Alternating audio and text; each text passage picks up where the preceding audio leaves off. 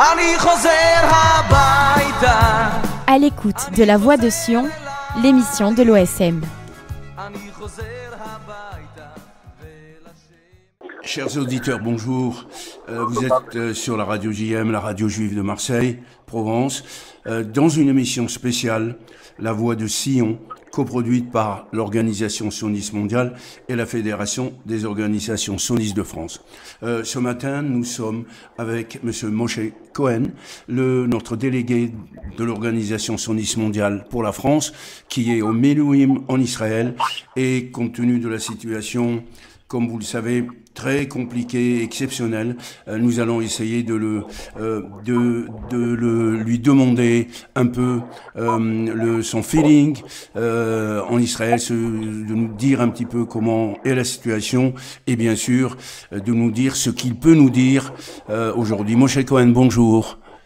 Bonjour David, bonjour FGN. Shalom à toi et shalom à Israël. Aujourd'hui, dis-moi, Moshe, tu es au Milouim aujourd'hui. Habituellement, tu étais animateur avec nous dans cette émission. Comment ça se passe aujourd'hui en Israël? Quel est le feeling de la population, toi qui es carrément en Israël pour les Milouim? Bon, tout d'abord, c'est un peu tôt de prendre la température puisque le cessez-le-feu a eu lieu que hier. Il y a eu déjà l'Iran a déjà cassé le cessez-le-feu après, donc c'est un peu trop tôt. Aujourd'hui, si tu veux, la société se réveille et commence à avoir un comportement presque normal puisque hier soir ils ont changé toutes les normes de sécurité et aujourd'hui c'est une société normale. Alors tous les commerces, toute la situation, toute la vie reprend doucement. Les écoles, malheureusement, ils n'ont pas eu le temps de s'organiser. Ils vont ouvrir les écoles qu'à 9h ce matin, alors qu'en général, les gars ouvrent à 7h du matin. Donc, si tu veux, on essaie doucement de reprendre une vie normale. Il y a eu, dans cette guerre Iran-Israël, qui a duré 12 jours, malheureusement, 29 tués et des dizaines de blessés, mais je veux dire que c'est un peu trop tôt pour prendre la température, mais on est sur le bon chemin. Voilà. Je comprends, Moshe. Les Israéliens que tu côtoies de par ta fonction et ce que tu es en train de faire en Israël, comment également est leur température entre guillemets aujourd'hui? Est-ce que vous avez le kohar, la résilience habituelle des Israéliens aujourd'hui, ou sont-ils dans l'empathie? Dis-nous un peu comment ça se passe avec les gens que tu côtoies aujourd'hui. D'abord, en Israël, effectivement, on est passé au-dessus des discussions gauche, droite, laïque, religieux. Il y a à peu près 85%, 90% des gens qui est complètement d'accord avec cette guerre, deux, qui est complètement d'accord avec le cessez-le-feu, puisque d'après la déclaration du Premier ministre hier, on a retenu toutes les buts de cette guerre. Maintenant, il y a certaines radios, certaines télévisions qui mettent beaucoup de points d'interrogation. On dit que, maintenant j'ai vu que dans la presse américaine, on dit que le but de cette guerre, c'est-à-dire destruction du projet nucléaire, n'a pas été atteint. Il y a des discussions internes. Quoi qu'il arrive, le Premier ministre hier a fait une conférence de presse et il a dit, on a maintenant, si vous voulez, on est sur le qui-vive, entre guillemets. Si par exemple, les Iraniens, comme ils ont dit hier à une conférence de presse, qui n'avaient pas lâché leur intention d'un projet nucléaire, et le Premier ministre a dit qu'on est sur le qui-vive et on fait attention à tout ce qui se passe. Mais il y en a d'autres qui disent en Israël que ce qui s'est passé pendant ces 12 jours, c'est la première étape d'une guerre qui va avoir plusieurs épisodes entre guillemets, parce que l'Iran a toujours son but, c'est de nous rayer de la carte puisqu'il y a justement à Téhéran, il y a la place là-bas, il y a une horloge qui dit, d'ailleurs qui a été détruite, qui prévoit la destruction de l'État d'Israël jusqu'en 2040, et une horloge qui disait, voilà, on a encore gagné du temps, on arrive à la destruction de l'État d'Israël. Même cette horloge symbolique, elle a été détruite par l'aviation. Oui, elle a été détruite. Hein. Elle a été détruite, juste mon cher, 2 secondes. Elle a été détruite parce qu'elle était programmée pour 2040. À mon avis, s'ils la reconstruiront, il faudrait qu'ils la mettent dans 1000 ans. Hein, leur objectif pour 1000 ans encore. Hein. Voilà, je t'ai interrompu, mais continue ton intervention. Oui, alors maintenant, qu'est-ce qui nous reste maintenant en Israël? On va se reconcentrer sur Gaza. Maintenant, c'est évident que cette guerre, que les patrons du Hamas n'existent plus, ou bien sont très affaiblis, c'est-à-dire l'Iran, et ils ont peut-être moins de sur tout côté, et on pense ici en Israël qu'on va avancer ou bien sur un échange avec les otages, ou bien encore avec la pression militaire qui va encore nous donner malheureusement des otages assassinés, et heureusement des otages qui sont encore vivants. On est arrivé justement, encore il y a 2 jours, on est arrivé à 50 otages vivants et morts. On a commencé ça à 253, je crois, otages. Donc, on a fait un grand pas. Ça prend du temps parce que nous ne voulons pas bombarder et tout faire à Gaza pour une seule raison, pour 2 raisons en fin de compte. Un, pour ne pas toucher les éventuels otages qui sont pris en otage, et bien entendu faire attention à la vie de nos soldats. Malheureusement, hier, nous avons perdu encore 7 jeunes. C'est très difficile, mais quelqu'un aurait dit il y a un prix de payer pour la liberté, et je crois que c'est un prix qui est très cher, mais je crois qu'on n'a pas le choix, puisque nous sommes encore, j'ai envie de dire, comme avait dit Yitzhak Rabin en 84, nous sommes encore en guerre d'indépendance, parce que les gens ont encore du mal à nous accepter dans la région. Pour l'instant, on tient le coup, on va gagner, c'est évident, mais malheureusement, il y aura encore d'autres pays, parce que c'est la mentalité au Proche-Orient, parce que c'est l'état d'esprit dans la région, et parce que nos ennemis, que ce soit le Hamas, le Hezbollah ou l'Iran, ont dans leur ADN la volonté de nous détruire. C'est tout. Quand on aura compris ça, on aura compris que ça c'est pas une partie de plaisir et on doit être toujours en alerte. Oui, mon cher, je crois qu'ils ont ça dans leur ADN, mais nous avons dans notre ADN, et ils ne le savent pas encore, notre volonté, de recréer notre État sur nos terres de Judée et Samarie, et surtout de combattre aujourd'hui pour notre existence. Et ce qui tombe aujourd'hui parmi nos valeureux soldats, malheureusement, c'est le prix que notre peuple paye, la milchama, que notre peuple paye pour que Israël éternel demeure à jamais. Nous prions pour eux et qu'ils soient au Gan Eden aujourd'hui parmi les Gdolim de notre nation.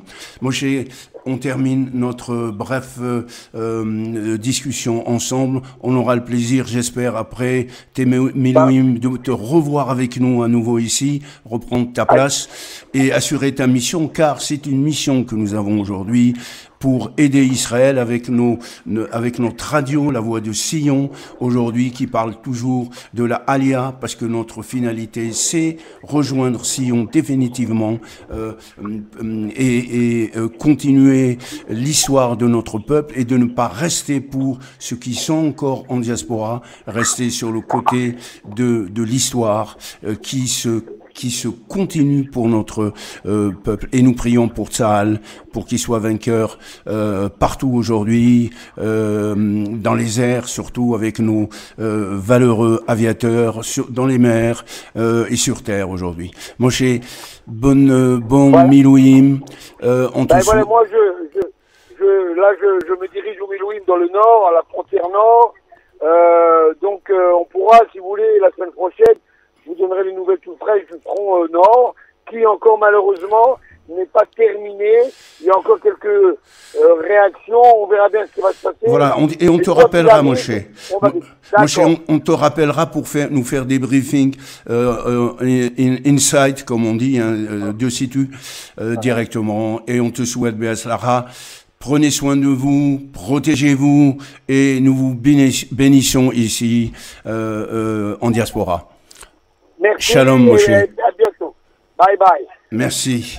Chers auditeurs, on a terminé notre direct avec Moshe Cohen. On va passer aujourd'hui à monsieur Richard Darmon, qui est en Israël depuis des décennies. C'est un journaliste, un politologue et un géostratégiste et écrivain. Nous allons lui parler avec lui dans les secondes qui viennent. Merci. On fait peut-être une petite pause musicale et nous revenons vers vous. À tout de suite.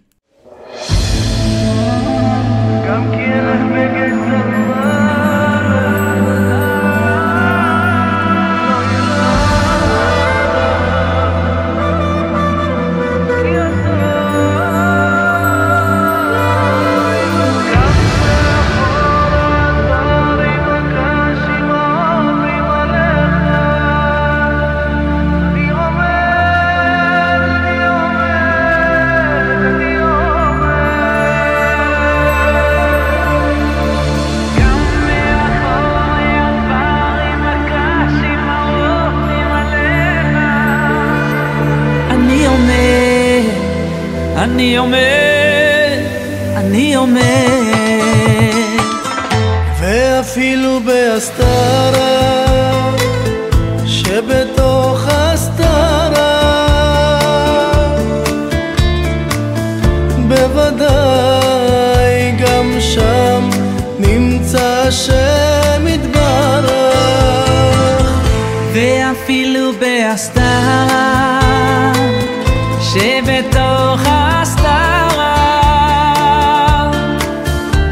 בוודאי גם שם נמצא השם יתברך גם מאחורי הדברים הקשים העוברים עליך אני עומד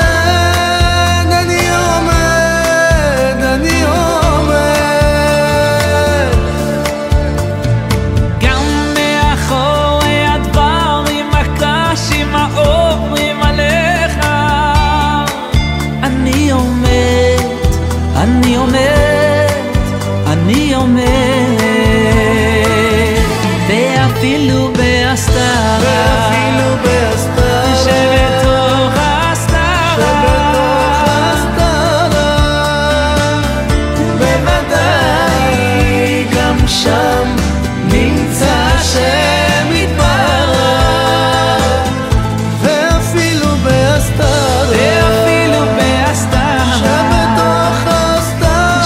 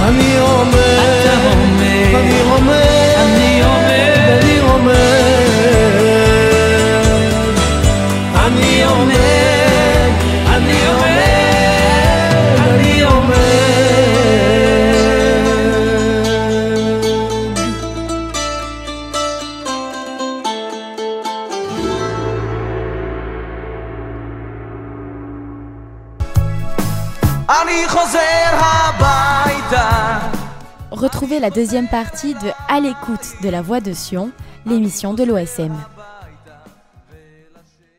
Vous êtes sur Radio JM, la radio juive de Marseille. Nous sommes dans une émission spéciale pour cause de guerre, comme vous le savez. Et parfois, nous avons des petits problèmes techniques que nous essayons de régler. Et nous essayons de maintenir notre émission qui parle de la voix de Sion, qui parle de la Aliyah, qui parle de l'État d'Israël, à tous les niveaux d'ailleurs. Et aujourd'hui, nous avons la chance d'accueillir avec nous Monsieur Richard Darmon, qui est journaliste, politologue, géostratégiste et écrivain. Richard Darmon, bonjour, merci d'avoir accepté notre invitation. Vous êtes en Israël et je comprends qu'il est très difficile par les temps qui courent dans une Israël qui est toujours en guerre, dont les événements se bousculent d'heure en heure. Vous êtes en Israël et on va vous poser un certain nombre de questions. Avant de rentrer dans le vif du sujet, laissez-moi d'abord rappeler quelques faits importants de votre background. Vous êtes connu en Israël, bien entendu, et en France aussi, où vous avez la possibilité de faire des conférences de temps en temps, de venir nous voir. Mais je rappelle rapidement, vous êtes journaliste. Vous avez d'ailleurs démarré votre journalisme dans les années 80 en France, dans la presse française, comme notamment Le Monde et Libération. Vous avez fait votre Aliyah très jeune en 1985 et vous avez travaillé comme présentateur et producteur à la radio Kol Israël, qui est bien connue. Vous avez fondé en Israël en 1990 l'édition francophone du Jérusalem Post, que vous avez dirigé, jusqu'en 1996, avant de devenir, 10 ans après, pendant une dizaine d'années, le correspondant en Israël de la revue Actualité Juive. Vous êtes aussi analyste, averti de la scène politique israélienne et de la société israélienne, et surtout, aujourd'hui, vous devenez expert en géopolitique du Moyen-Orient, double domaine dans lequel que vous pratiquez d'ailleurs depuis 3 décennies, hein, ce n'est pas rien, et vous publiez vos analyses dans le mensuel bien connu Israël Magazine. Vous animez aussi au studio Kalita, très connu, que nous écoutons ici régulièrement. Vous animez une émission géopolitique d'actualité qui s'appelle Israël dans sa région, Israël au cœur du Moyen-Orient, qui fait de vous un expert chirurgical des événements de la région. Voilà, vous êtes enfin, et ce n'est pas l'un de vos dernières descriptions, guillemets, de votre background, vous êtes écrivain et vous avez publié plusieurs livres et essais. Nous ne citerons pas tous vos livres, mais quelques-uns qui s'appellent Le souffle de la terre, vos 2 tomes fabuleux de l'épopée de la délivrance que je recommande à lire absolument. C'est publié, je crois, dans les éditions Lishma Paris, et enfin Les Chroniques d'Israël en 2024. Pour terminer, vous avez récemment publié un ouvrage d'actualité sur lequel vous nous parlerez peut-être tout à l'heure, qui est centré sur l'attaque massive du 7 octobre 2023 par le Hamas et que vous avez intitulé « La seconde indépendance d'Israël », dont vous nous direz quelques mots à la fin de notre émission. Voilà, Richard, est-ce que j'ai résumé, mon résumé rapide a été fidèle à la réalité ou pas? Sans problème, sans problème. Parfait, parfait. Cher Richard, aujourd'hui, comme les autres émissions depuis qu'Israël a été agressé, nous faisons des émissions spéciales, car, comme on le sait, les événements se bousculent en Israël, je dirais même d'heure en heure. C'est-à-dire que hier, dans les heures qui ont suivi, nous apprenions, et vous nous direz peut-être quelques mots, la signature, entre guillemets, verbale, d'un cessez-le-feu qui a tenu, qui n'a pas tenu, avec Trump qui est intervenu, avec un résumé des objectifs tenus ou pas tenus. Et donc, c'est le point que nous allons vous interroger tout de suite. Comme vous le savez, Israël est dans une guerre existentielle contre le régime terroriste, je dirais, terroriste et voyou des ayatollahs d'Iran, qui menacent tous les jours d'effacer Israël de la carte, alors qu'Israël est distant de plus ou moins de 2000 kilomètres et qui n'a quasiment aucun différend avec l'Iran. Les agressions du régime iranien des ayatollahs durent depuis des décennies.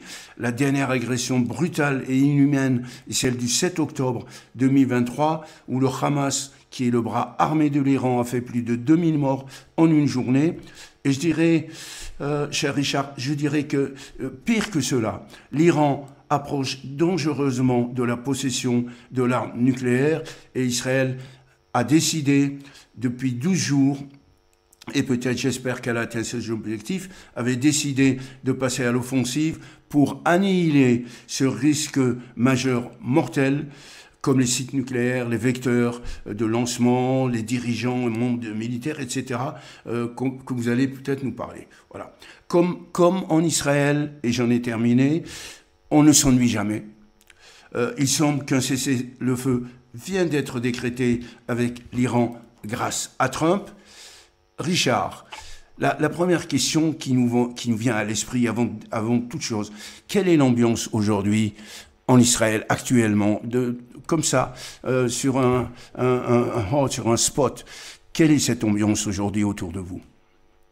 Écoutez, c'est difficile autour de soi, c'est une chose, dans le pays, c'en est une autre, mais si on doit résumer sur un pied, si vous voulez, l'impression d'ensemble, d'abord, une impression de complétude, même si tout n'est pas réglé. Il y a vous savez, c'est Trump qui en a parlé, mais je crois que ça a tout de suite été adopté par pas seulement les médias, mais les citoyens d'Israël, c'est que cette guerre s'appelle désormais la guerre des 12 jours, en référence évidemment à celle des 6 jours de 1967, parce que il y a à son tableau, à son bilan, il y a d'énormes acquis et d'énormes réussites. Ça c'est donc il y a aussi du point de vue des Israéliens qui ont malheureusement dans pas mal de villes et à plusieurs reprises qui ont dû faire face à des missiles très destructeurs. Il y a aussi une impression de soulagement.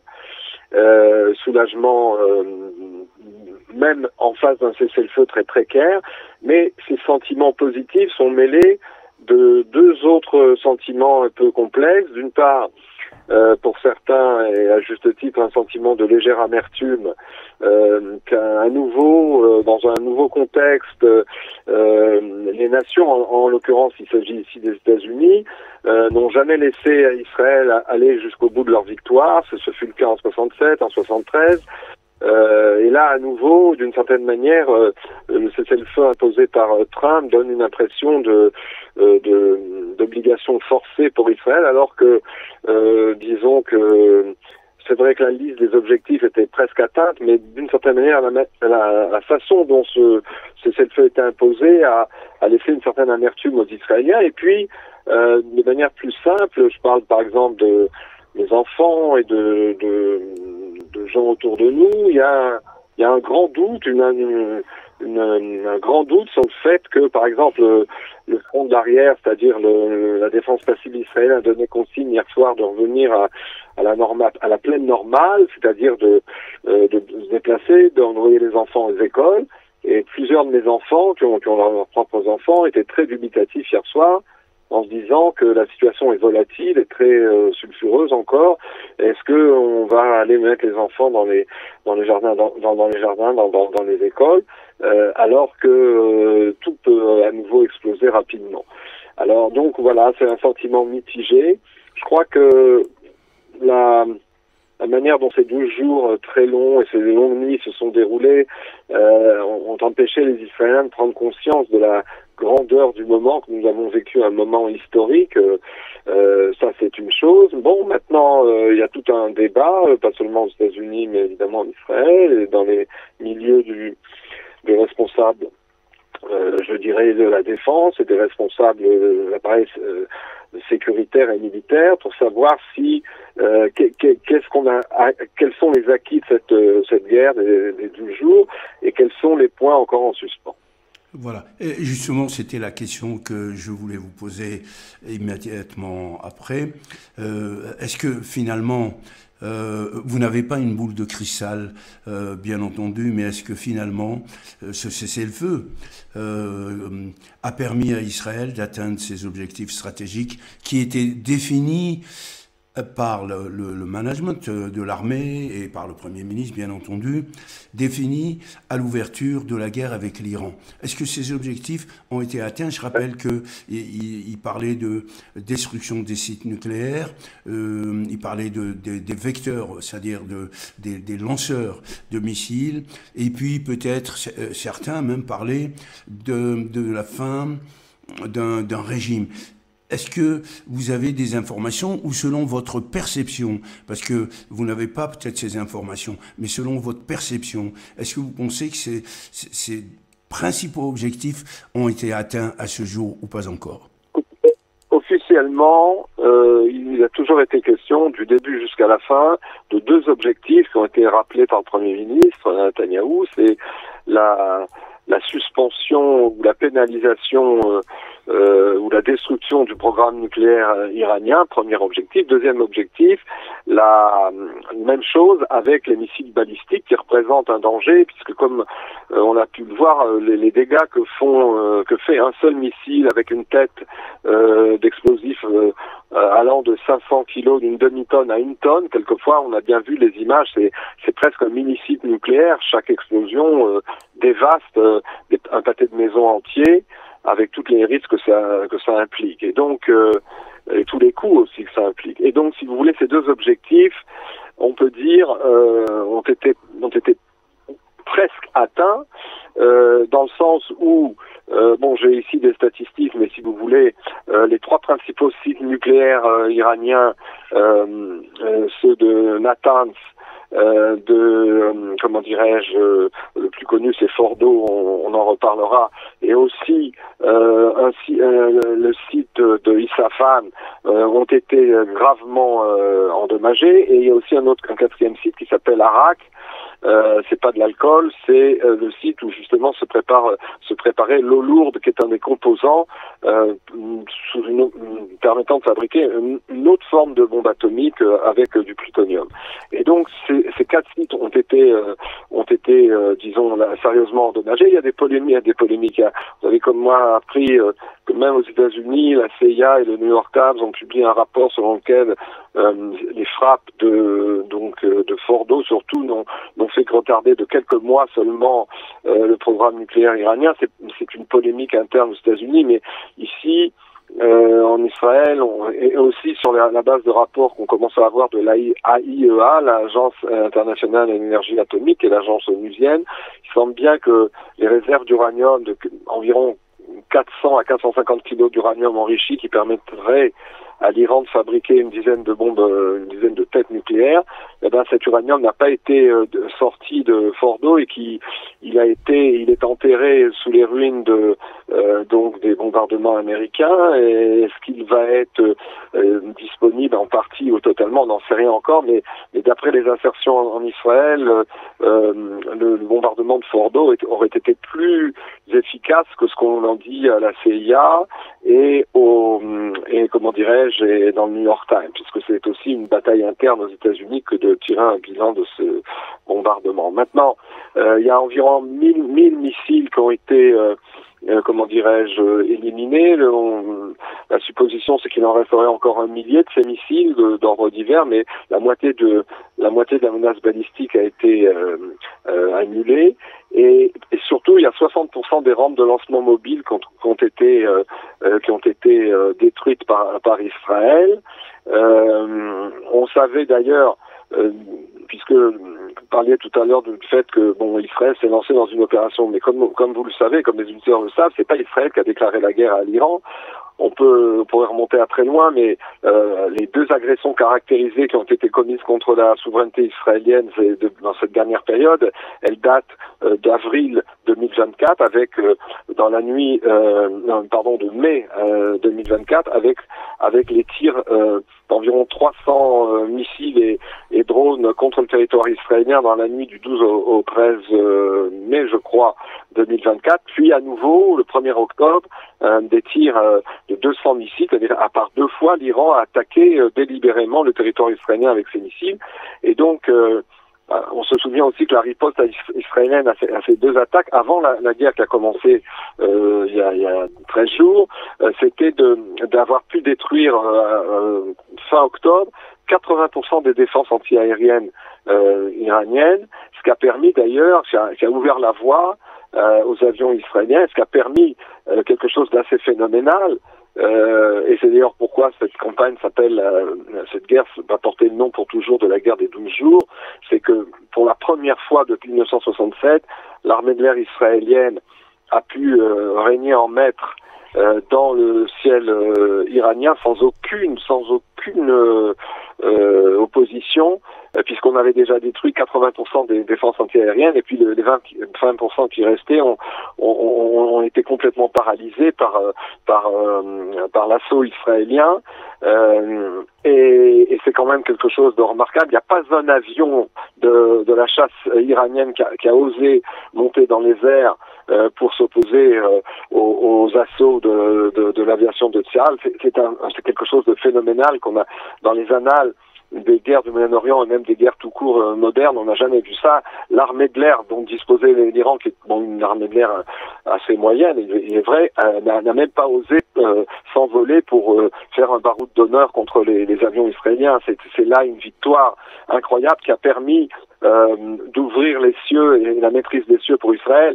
Vous avez vu comme moi qu'au 3e, au 4e jour de cette guerre, les avions israéliens ont véritablement fait un meeting aérien dans le ciel de Téhéran, pas seulement pour atteindre leurs objectifs, mais pour montrer aux Iraniens que c'était comme un jour de Yom Ha'atzmaut. Ils ont fait une sorte de meeting aérien en groupé, en faisant des figures dans le ciel de Téhéran. C'est une chose c'est fabuleux. Je crois que Richard, on ne peut que saluer la bravoure de nos aviateurs et aviatrices. Il faut le souligner aussi, de Tsahal, de l'armée de l'air de Tsahal, où j'ai lu dans une revue d'origine américaine où même les aviateurs russes ont peur d'affronter nos valeureux aviateurs israéliens qui ont pratiquement réussi cette guerre à eux tout seuls. Nous les saluons et nous prions pour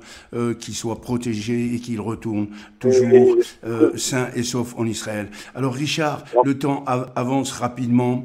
Je voudrais vous poser donc aujourd'hui, maintenant, une question sur les relations avec les USA et Trump et les partis isolationnistes qui sont influents, mais une petite partie qui est influente au gouvernement de Trump, qui s'appelle MAGA, Make America Great Again, ça veut dire rendre l'Amérique grande à nouveau. Donc, d'après vous, d'après vos observations, l'intervention de l'Amérique dans la bataille a-t-elle changé la donne pour Israël et dans la région ou pas, en réalité? Écoutez, oui, il est incontestable que c'est la première fois dans l'histoire du Moyen-Orient, mais aussi même dans l'histoire des États-Unis, que même si ça n'a duré que quelques jours, les Américains, le pouvoir exécutif américain s'est rangé et a adopté la fameuse doctrine de Menachem Begin, d'attaque préventive, et de mise en place de pour et aux côtés d'Israël, alors que dans toute leur histoire, les Américains s'étaient opposés, par exemple, à l'attaque préventive à l'époque de Begin contre le réacteur atomique de Saddam Hussein au Irak, et que jamais il n'avait fait d'attaque préventive. Or là, au plan même doctrinaire de la stratégie militaire, la stratégie géopolitique, les Américains, en bombardant Fordo, Natanz et Isfahan, se sont ralliés à la doctrine Begin, c'est-à-dire de faire en sorte de prendre les devants avant que l'Iran ne maîtrise la bombe atomique pour l'empêcher d'arriver à détenir cette arme fatale.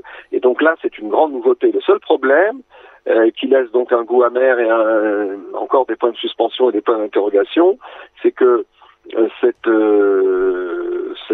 entrée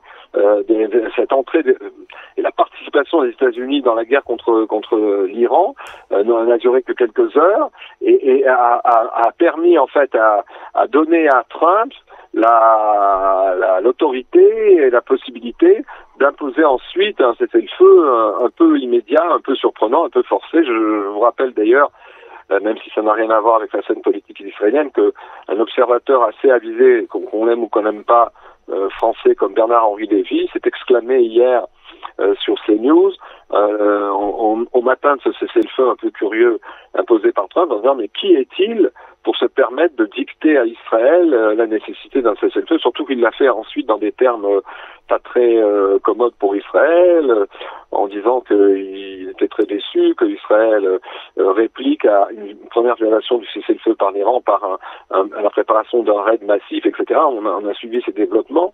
Et donc, si vous voulez, il y a à la fois une nouveauté, je répète, l'adoption de cette doctrine préventive par les États-Unis, en même temps, si vous voulez, un moment sans doute jugé trop bref en Israël.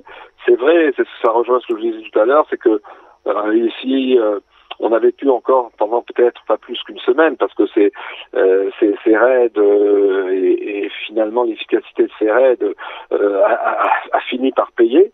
Et si on avait pu continuer notre liste d'objectifs, ça aurait été très très positif. Bon, le fait est que pour l'instant, je veux vous dire franchement mon sentiment, ce n'est que partie remise, parce que les Iraniens qui sont, comme vous le disiez tout à l'heure, les dirigeants iraniens, qui constituent un régime, un État voyou, vont tout faire pour continuer leurs préparatifs nucléaires, même avec moins de moyens. C'est vrai que beaucoup de leurs savants ont été éliminés, d'autres ont quitté le pays.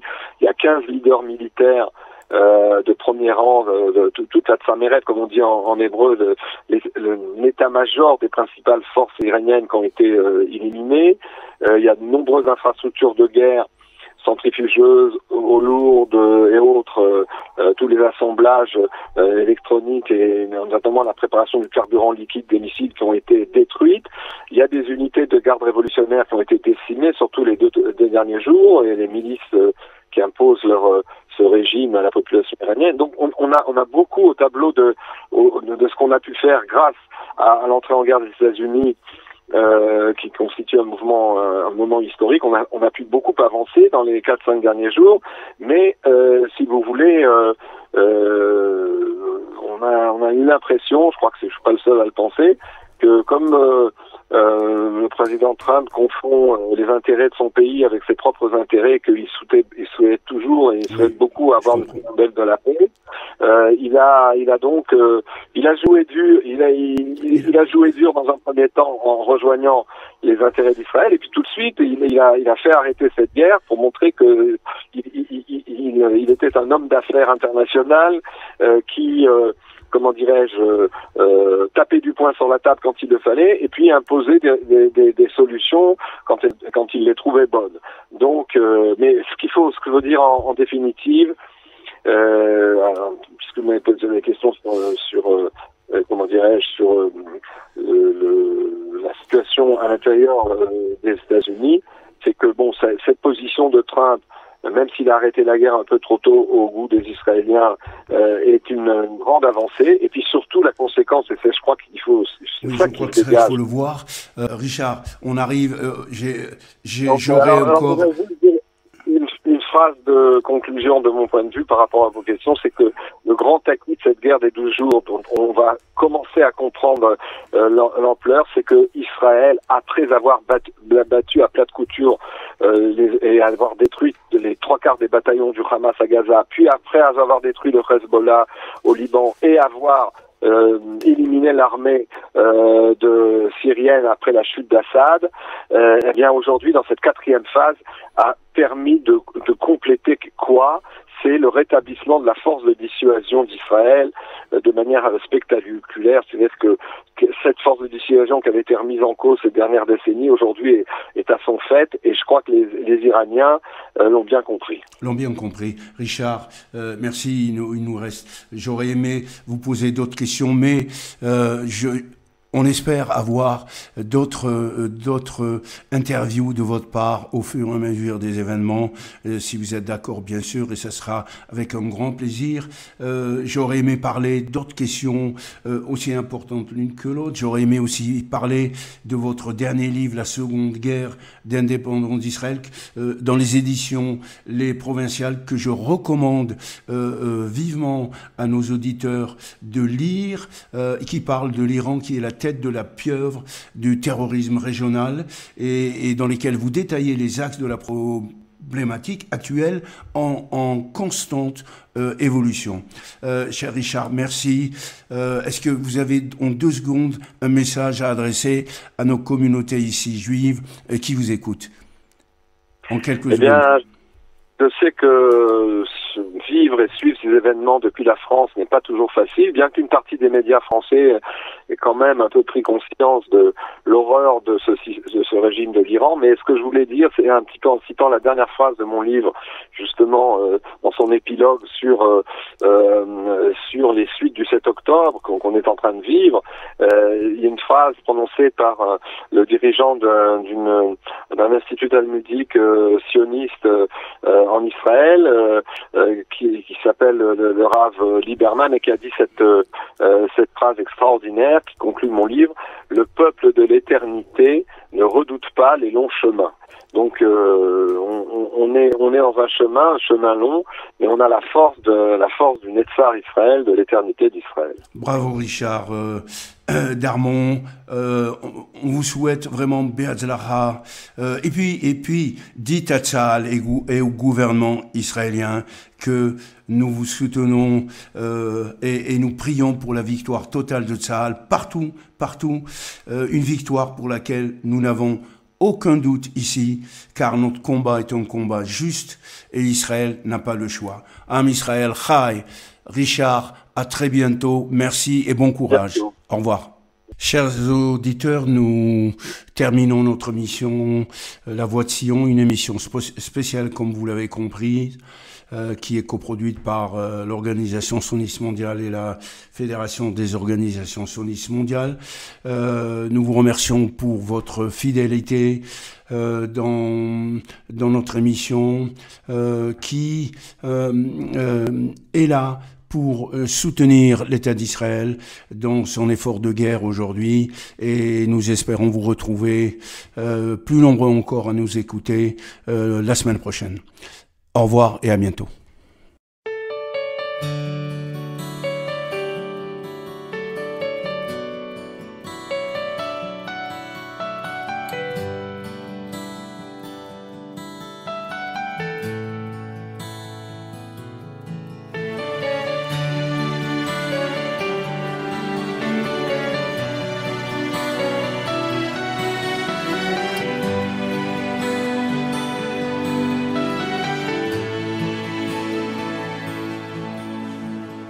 ניסיתי לשתף אותך בכאב, ולא ידעתי איך. זה תופס אותי בבטן, מתגבר והולך, לרגע לא דועך. אני יודע, כשאת נפגעת זה כל כך כואב, ולא שוכח, למרות הכל אני אותך אוהב. ואני שם שתאמין לי שאני מאושר, משהו בתוכי נשאר, מזכיר לי שעוד לא נגמר, ואני שם, שתאמין לי שאני מאושר, משהו בתוכי נשאר, מזכיר לי שעוד לא נגמר.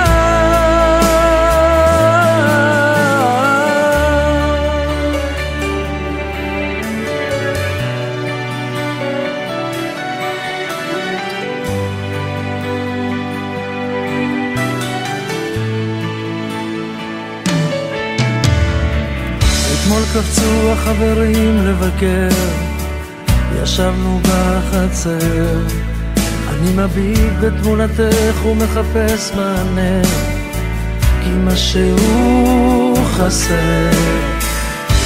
אני שומע את כולם אומרים לי להרפות, אני יודע, אני אמצא עוד דרך לנסות, ואני שם, שתאמין לי שאני מאושר, משהו בתוכי נשאר, מזכיר לי שעוד לא נגמר, ואני שם, שתאמין לי שאני מאושר, משהו בתוכי נשאר,